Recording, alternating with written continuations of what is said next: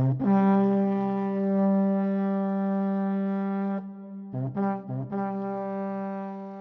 YouTube, it's David here, and this morning this very windy and rainy morning, we're gonna be looking at Tabletop Workshop's Cottage. Now, I got this in my bumper terrain haul from North Star Figures, not North Star Games. Apologies for the last video, making that mistake repeatedly.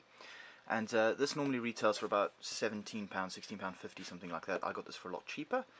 And as you can see, it's a pretty plain box, nothing on the back. It just shows you a picture there with what looks like some War of the Roses billmen outside this little medieval cottage. Now, it's a hard plastic model, and as such, it's going to be quite interesting to look at, because normally terrain's either resin or it's made of like HDF laser cut wood.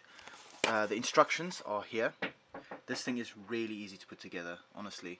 I cannot stress that enough. If you struggle to put this thing together, you probably shouldn't be building models in the first place. It's been designed in a way that you really can't mess it up. So what you've got is a floor, which is stone.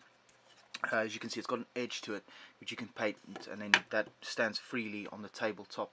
You don't necessarily need a terrain base around it with trees and stuff, but I suppose I tend to like to put a piece of card around and then flock that, and then I can have like bushes and stuff leaning up against the house. But in this event, you don't really need it. You've got this sort of brick line there, a stone flagged floor, and then you have the two long edges of the house, which you can see there, of the cottage, sorry. So it's internally and externally detailed, and the detail internally is actually quite good. There's like a coat, you can see there's a place where you hang your coat. There's some shelves. The windows, you can see through them, they've got bars. Externally you've got shutters, and you can see the wooden sort of struts that go up, and then the eaves of the house. And on the other side, with the door, there you go. It just, more of the same, really good. And then the end piece, which has got shutters again in the upper floor, or in the upper roof area, a shelf, which I suppose you could decorate if you really wanted to. And then another end piece, which is a repeat of the first one. Very much the same. You can see everything's got like a slot system that it just hooks into. You can just see there that would go in like that, so it would lay that way and that way. And then we've got the roof, which is thatched, and it's got a slotting mechanism. If I just show you there, you can see it's got a groove and a groove system, and this one here will just clip onto that one. So I'll quickly run you through the construction just to show you how easy it really is. Basically, you start with these long edges, you clip them in, and then you'll see they've got a 90-degree hook on them, which means all you have to do then is slide it into place. And again, the same here. You line it up, pop it in, and you slide it forward. Then the end pieces, you put them into their little notches there, and then you just push them up, and then you can hear a slight click. You'll hear it now.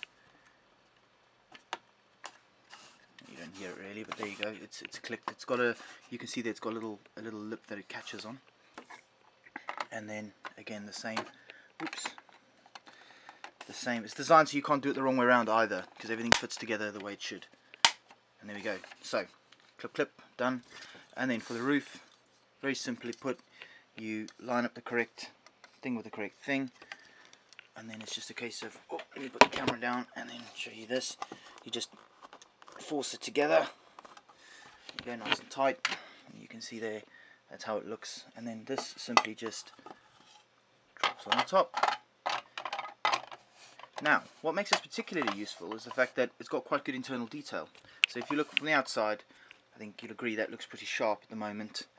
You've got your windows, more windows, and your door section. Alright, and then obviously if you're playing a skirmish game or something, the really cool part is that you can remove the roof, and inside you can see the floor plan, the shelves, and all that sort of stuff. You can put your figures inside here. Now, that's perfect for skirmish gaming. If you imagine something like Sharp Practice, maybe pushed back to the War of the Roses period, or maybe if this is a rural setting, even the Napoleonic period, because houses aren't going to be you know, like thatched houses of this style we're still seeing in the countryside. You still see them actually these days, but I mean, you know, we're not that fussy. Even World War II, I reckon, Eastern Front, definitely still use this. I don't know if thatching is a thing in Eastern Europe. If anyone knows, let me know. But for my purposes, I think this will work fine for a small hamlet and that sort of thing. So that's the first part done. What I'll do is I will show you the completed product, and I'll just give you a rundown of how long it took to paint when it's done. So stand by. Right, and here's the completed cottage, and as you can see, it paints up pretty well. I didn't put too much effort in, just a bit of a sort of plaster type wall effect. The thatching, you can see there, the sides, it's all pretty neat, isn't it? And then what I've done is let's try and get the light in the right place, in order to maximize use of it, so that I could use it for like skirmish games and that sort of thing. I thought this was a pretty interesting looking wall with the sort of shelves and the things. So I've made this section just pulls off by cutting off the sort of grooves that go into the, well, sorry, the tongues are going to the groove at the base there. So when the roof's on, the whole thing is pretty sturdy, but for a skirmish game, that sort of thing, you can use your figures inside there, or even for a diorama type effect if you wanted to shoot a scene or something, it's doable. In any event, the whole thing just kind of fits back together like this, and the roof goes on top, and you're good to go. So there you go. I'll give it a thumbs up. It's very simple in design.